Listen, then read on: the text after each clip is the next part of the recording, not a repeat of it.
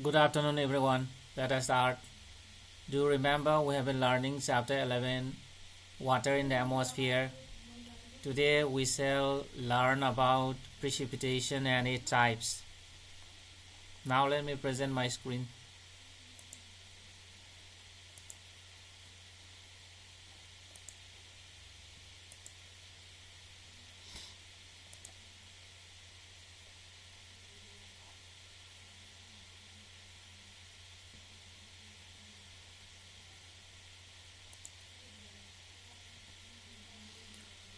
Precipitation. Now let us read. The process of continuous condensation in free air helps the condensed particle to grow in size. In the previous lesson, we have learned that condensation in the free air is taken place on the surface of hygroscopic nuclei. And this water droplet continue to grow, and when the resistance of air falls to hold them against the force of gravity, they fall onto the surface of the earth. And so after condensation of water vapor, the release of moisture is known as precipitation. That means precipitation is the process of falling down of condensed water vapor on the earth's surface. And generally we have two types of precipitation. Okay, the first one is rainfall, another one is snowfall. And see, this may take place in liquid or solid form. Precipitation may take place in liquid or solid form, and the precipitation in the form of water is called rainfall. Okay, now let us learn how does rainfall occur in the atmosphere. See, we have a diagram here. See, actually in a tropical cloud, okay, say we have these small water droplet cloud droplets, as well as larger cloud droplets. Okay, depending on the size of the condensation nuclei. See, sometimes in the tropical cloud, giant condensation nucleus is also found, okay, is also present, and that is why the size of the cloud droplet is big. Okay, and see here in this diagram, see, this is the larger cloud droplet, and these are the smaller cloud droplets. Okay, and is the large, this one, okay, is the large cloud droplets fall through this cloud. See, it is falling down. Okay, is this large cloud droplet is falling down through the cloud. They collide. This large cloud droplet collide with the small cloud droplets. Okay, and coalesce. Okay, collide with the smaller one and then coalesce, means combine together. And in this process, the size of the cloud droplet become large and fall even more rapidly. Okay, or sometimes this larger cloud droplet may forced to rise upwards due to the vertical updraft, is in the case of thunderstorm, and again may collide with the smaller cloud droplets, and again it is coalesced, and in that process the size of the cloud droplet becomes bigger. Okay, and the rate of actually after a million or so cloud droplets coalesce, a raindrop is large enough to fall to the surface without evaporating. So in this way, okay, see here in this case, it becomes bigger and bigger. When it is collided with the smaller cloud droplets, and if the size of the droplet is more than 2 millimeters or sometimes even reaching 5 millimeters, then it may fall on the ground as a rainfall. Okay, in this way rainfall is taken place in the tropical region. All of you are familiar with the rainfall, and see, this is the photograph showing rainfall. Okay, and this process is known as collision coalescence process. This process of raindrop formation is known as collision coalescence process. Okay, so any question from your side? Are you clear? Remember, in a tropical cloud, okay, large as well as small cloud droplets are present, and when the large cloud droplets, okay, falls through the atmosphere, through the cloud, it will collide with the smaller cloud droplet, and in that process it becomes bigger and bigger, and ultimately it falls on the surface as rainfall. Okay,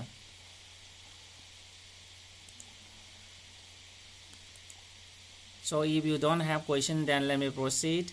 And when the temperature is lower than 0 degrees Celsius, precipitation takes place in the form of fine flakes of snow and is called snowfall. So when the temperature of the atmosphere and the cloud falls below 0 degrees Celsius, precipitation takes in the form of these fine flakes of snow, and it is known as snowfall. So I think you might have seen these snowflakes. So this is a photograph showing snowflake, okay, ice crystals, and we have some more. See, this is another photograph showing these ice crystals, and one more photograph we have. Okay, so this is also another photograph showing snowflakes, okay, or this combination of ice crystals. Okay, so moisture is released in the form of hexagonal crystals. So moisture in the cloud is released, is condensed in the form of hexagonal crystals having six sides. Okay, and these crystals form flakes of snow. Actually, see, the shape of the ice crystal depends on the temperature condition and this humidity condition of the atmosphere. See this diagram here. In this case, temperature increases towards this side. Okay, decreases. It becomes colder. That means it increases towards this side. If you move this side, then it is colder and colder, and the humidity, see, amount of water vapor present in the atmosphere increases. Okay, see, depending on the amount of the water vapor present in the atmosphere and the temperature of the cloud, the shape, the form of the ice crystal differ. See here, when the temperature of the cloud is high, okay, then if the amount of humidity is low, see, it takes this shape. Then again here, and as the humidity of the cloud increases, then it takes this shape. And likewise, see here, if the temperature decreases, then solid prisms are formed, then hollow columns sometimes form, then needles form. Okay, and likewise, see here again, if the temperature is colder than before, and see, solid flats are formed, and when the humidity increases, thin flats are formed, then stellar flats, star-like flats are formed, then dendrites are formed when the humidity of the air increases. Okay, in this way, see in the last column also. Okay, so what I want to say is that ice crystals take different forms depending on the temperature condition and the humidity condition of the clouds. Okay, and about the snowfall process, we have a process called a Bergeron process.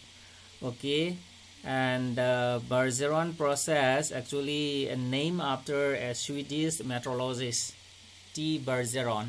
Okay, now let us see this diagram. Let us examine. See, actually in the middle latitude clouds, generally ice crystals, okay, ice crystals and water droplets are present. In the middle latitude cloud, generally we find ice crystals as well as water droplets are present. Okay, and see, in this case, in the Bergeron process, ice crystals, these ice crystals, see, this is an ice crystal. This ice crystal grow at the expense of the these cloud droplets until they are large enough to fall. See, here in this case, these ice crystal, okay, these ice crystal collects water molecules. See, these are water molecules. Okay, so these are water molecules, and this ice crystal collects water molecules, and when the ice crystal collects water molecule, then the relative humidity of the air is decreased, lowered, and in response to this, these water droplets, okay, cloud droplets will evaporate to replenish the loss of water vapor in the cloud, and actually thus the growth of ice, okay, thus the growth of ice crystal is fade.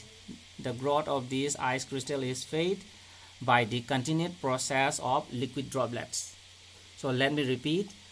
See here, in the middle latitude cloud, these ice crystals collect water molecules, and when the ice crystal collects water molecules from the cloud, the relative humidity is lowered, and in response to this, these water droplets will be evaporated, and thus supplying more water molecules in the cloud, and this water molecule will be attached to the ice crystal, sublimation process, and this process will continue. Okay, and the size of the ice crystal will grow. See here, ice crystal feeding on the water molecules. Okay, these water droplets will be evaporated. Okay, and the water molecules are collected by the ice crystal, and in this process, the size of the ice crystal is big. Okay, is growing up, and when it is large enough, it will fall on the surface as a snowflake. Okay, and in this way, the snowfall is occurred on the earth surface, and this is what we call Bergeron process. Okay, Bergeron process. Are you clear? Are you clear? Yes, sir. Okay, then let us proceed. Here we have two more forms of precipitation. Those are sleet and hail, and actually sleet is frozen raindrops. Okay, sleet is frozen raindrops and refrozen melted snow water. And when a layer of air with temperature above freezing point overlies a sub-freezing layer near the ground, precipitation takes place in the form of sleet. Okay, see, in this case, nearby the surface, you will find these low temperature. See here, let us say this is the earth surface, and near the earth's surface the temperature is, okay, in this case less than the 0 degree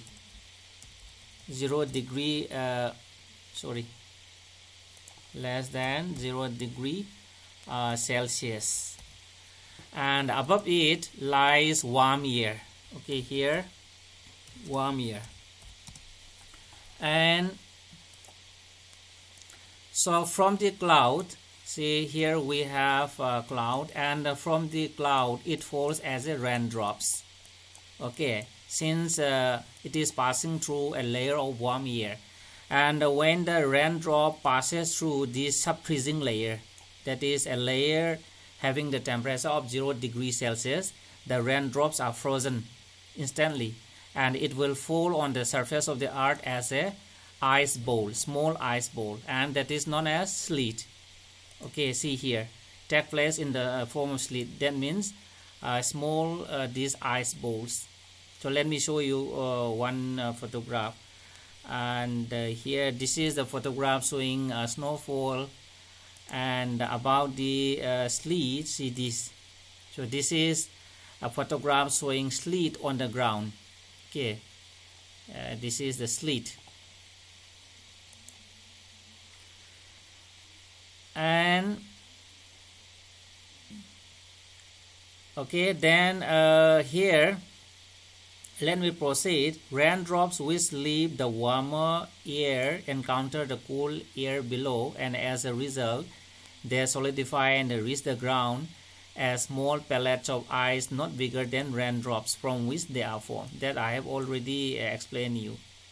Okay, in this case, so when the raindrop passes through this sub-freezing layer, it will be frozen into small balls of ice, not larger than the size of the raindrop, not larger than 5 millimeters in diameter.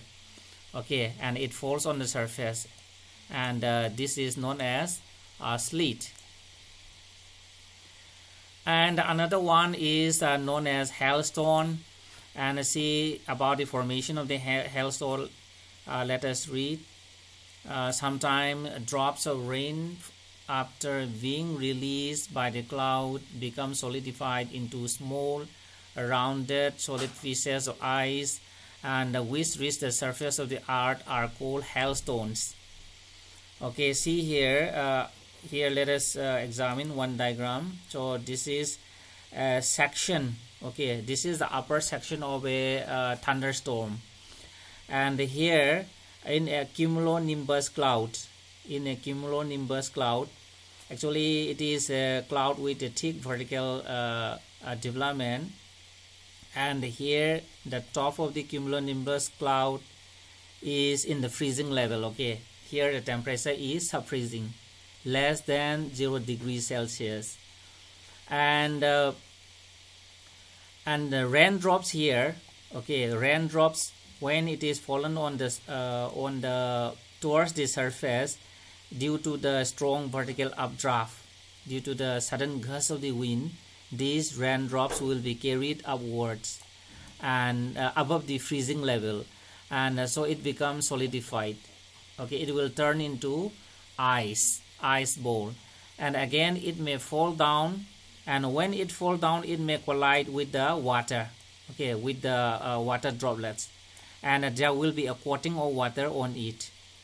Okay, and again it will be uplifted by the vertical strong updraft, and again will turn into ice, and this process will continue many times. Just you may be seeing the arrows also. These ice balls are falling down. Then again, when it falls downwards, it may have a coating of water. When it strikes with the water raindrops, there will be a coating of water, and because of the vertical strong updraft, is in the case of thunderstorm, it will be carried upwards, again will turn into ice. So this process will continue for a long time, and ultimately will fall on the surface of the earth, okay, as a big balls of ice, and that is known as hail. I think you are very much familiar with hails. And see here, this is a photograph showing hailstones. Okay, here the size of the hailstone is about 3 centimeters, and the bigger one also there. See here, this is the bigger one, so the bigger hailstones. And see here, these are formed by rainwater passing through the colder layers that I have explained you. Okay, and hailstones have several concentric layers, one over the other. See here, as I explained you earlier, when it falls downwards, it may strike with the water droplet, then there will be a coating of water, and again it will be uplifted because of the updraft, and will be frozen, again will fall down. So in this way, because of the continuous coating of water and the freezing of the water, then there will be a concentric layers of the hailstones. As I see here, if you see this diagram, it will be clear. See here, in this photograph you will be seeing concentric layers. So this is a layer, another layer is there, another layer is there. Okay, so each layer represents a coating of water. Okay, and we have one more photograph of this cross section of hailstone. So this is also another cross section of hailstones. You will be seeing different concentric layers. Okay, and one more. See here, this is another photograph showing cross section of a hailstone.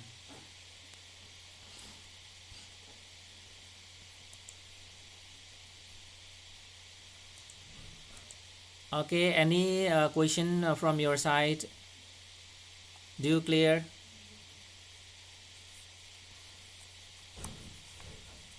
Clear, sir. Okay, then let us proceed. Yes.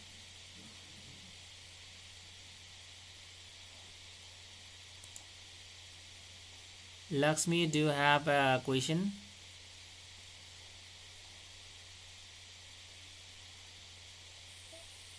No, sir. Okay, then let me proceed.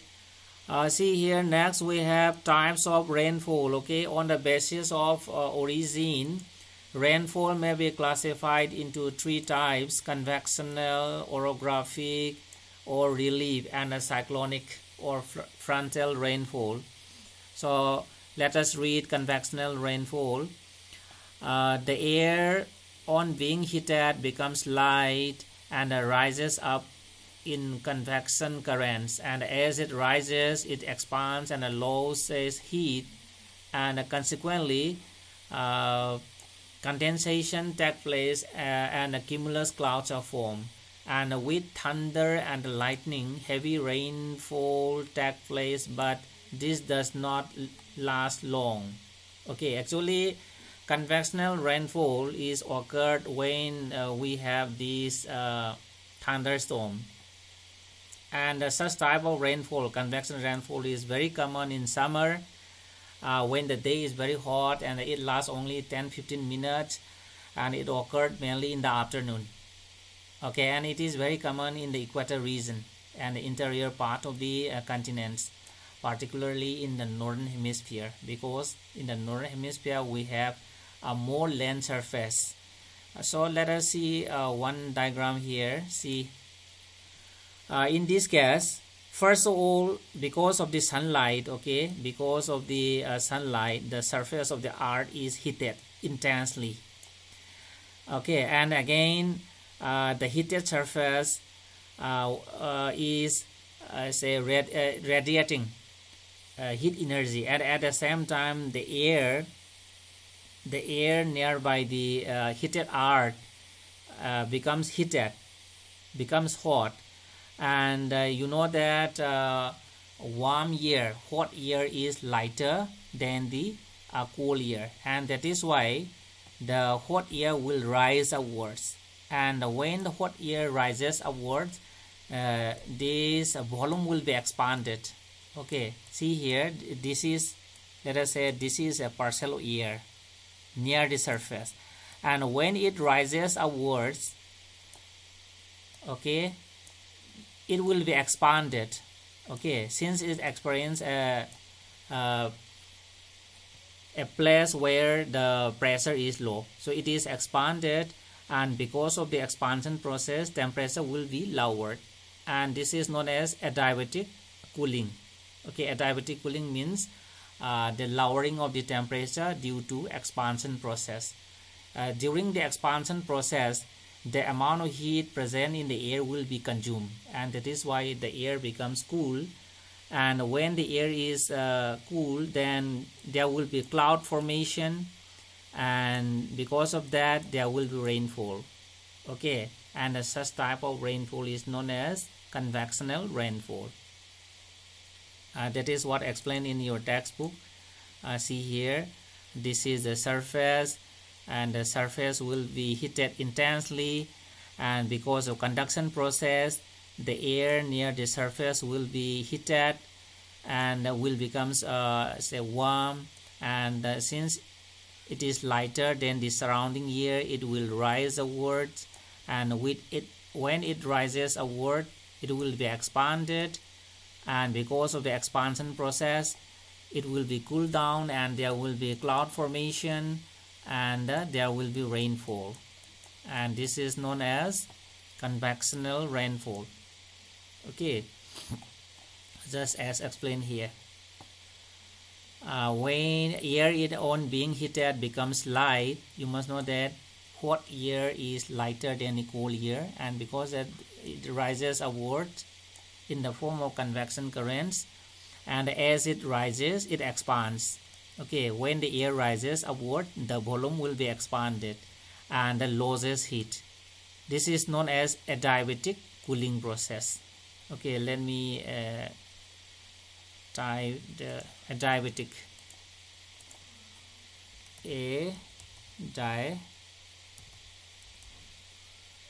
Adiabatic cooling. Okay, and consequently there will be formation of cumulus cloud, and with thunder and lightning there will be rainfall. Okay, and this is known as convection current. And next we have orographic rainfall. Actually, oros you have learned earlier.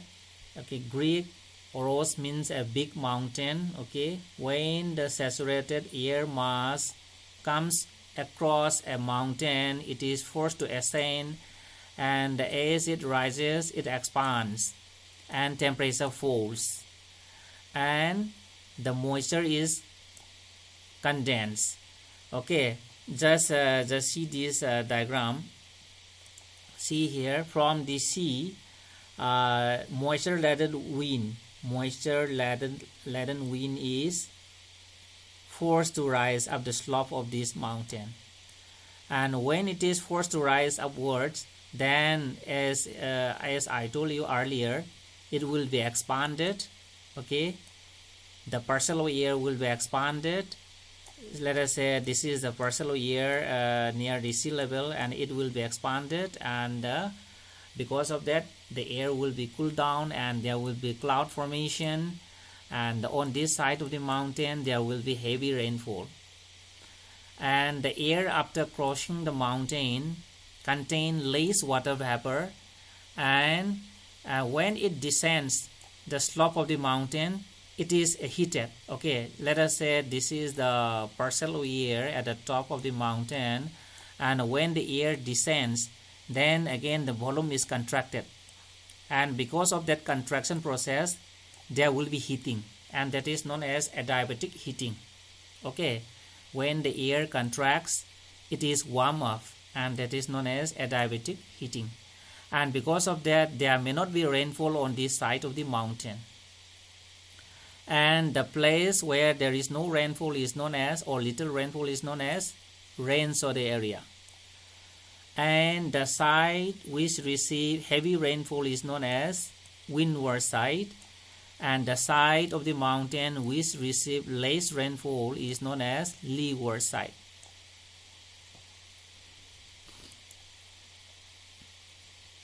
Okay, all these are written here.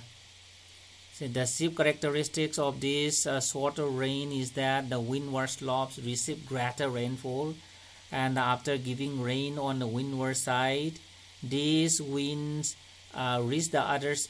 Okay, when these winds reach the other slope, they descend and their temperature rises. That is because of the contraction of the air. Okay, as I told you, that process is known as adiabatic heating.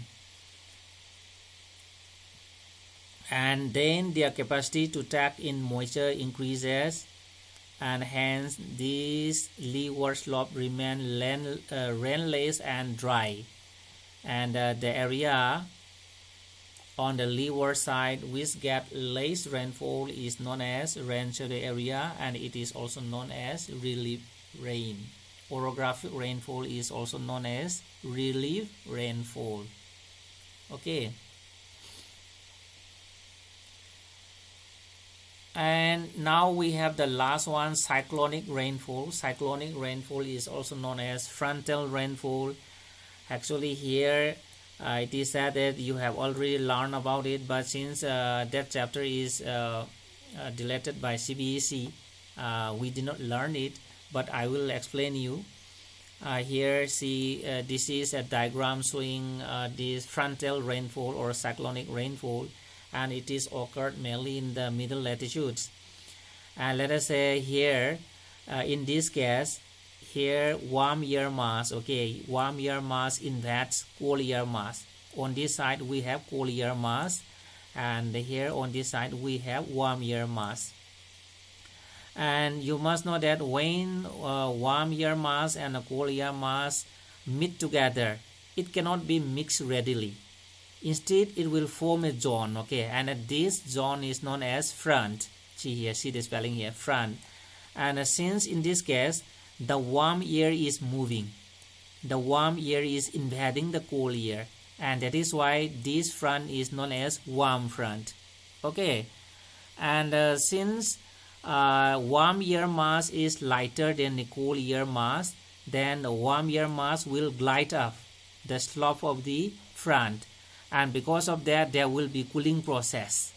Cloud will be formed and there will be rainfall, and such type of rainfall is known as cyclonic rainfall or this frontal rainfall. Okay,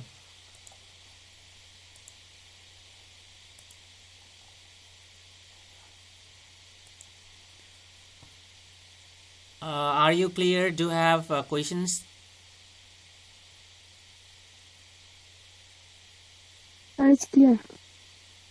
Okay, then let us stop here for today. Thank you very much for joining my class.